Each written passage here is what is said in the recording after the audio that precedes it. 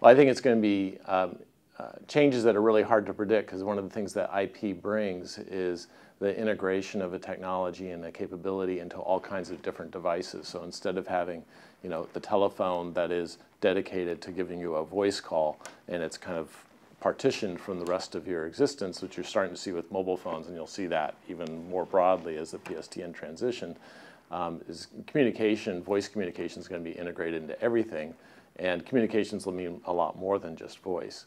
So with OOMA, our devices will allow you ultimately to monitor things that are going on in your home and really stay connected, not just through voice, but to every aspect of what may be going on in your life.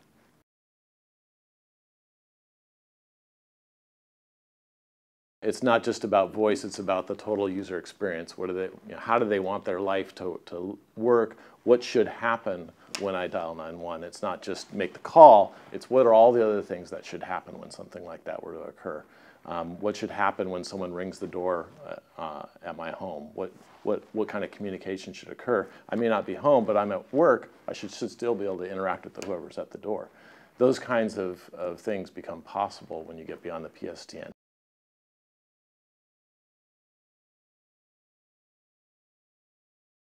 Well, I think thinking of it as a communication platform is the key. PSTN is very narrow. It was just voice. People had, it was novel in the 1930s or 1920s that people would want to pick up the phone and actually have a voice communication with someone, and all this infrastructure, all this industry, and all this regulatory environment kind of built up around that one application of voice. And really, what's happening with the transition to IP is that's just one of many applications that are going to be sitting on this infrastructure, and it's how you integrate that experience with other experiences and other data that's going to make it, an enjoyable experience. A smartphone, again, is a good example that it used to be that cell phones were really about making calls. It's really not about that anymore. It's about the whole environment that you want to bring, computing environment you want to bring with you wherever you happen to go, and voice is one aspect of that.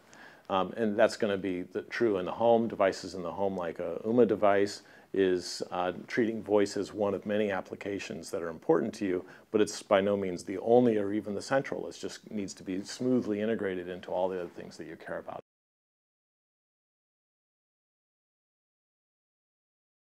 Coming into this space, it was a real adjustment for me to kind of sort out all the regulatory aspects. The whole notion of inter-carrier compensation, and that the companies that I'm dependent on to deliver the end phone call have this really complex and archaic kind of legacy methods of setting the price for the services that we're dependent on, is just, honestly, it's bizarre. And I've been at it for a few years, so I've kind of gotten used to it to a limited degree. But even as a startup company, the most expensive single aspect of our business is related to regulatory. Right. And if it weren't for regulatory issues, we would be profitable, or we just turned profitable, we would have been profitable years ago.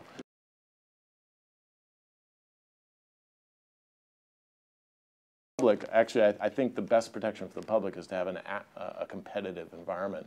Let me go and offer Joe consumer choices. Let him choose my service, and if he likes my service, that's really the best way to protect him, is to make sure he always has choices. But the regulations that I deal with have nothing to do with choice or preserving a customer's choice. They really are legacy issues from way before I ever joined the industry, and all they do is really impede our business. We deal with it, and that's the reality. But as we move to increasingly to an IP kind of centered network, I think we're going to see the benefits of consumer choice, and we're going to see innovation that isn't driven by regulatory requirements. It's going to be driven by people, by companies like OOMA, trying to deliver a better service that people are willing to pay for, because voice isn't worth anything. Right. Basic voice should be free. It's really all about what you can layer on top of voice and deliver better services that people haven't seen before, that people are willing to pay for. Right. So all this regulatory stuff on something that's fundamentally free, and arguably the regulations really just trying to make it cost something, that's just kind of swimming upstream of where I think the industry's going. we're trying to do is, yeah, acknowledge that voice is free, but the way we do voice is not only free, but it's better, and there are other things that people are willing to pay for.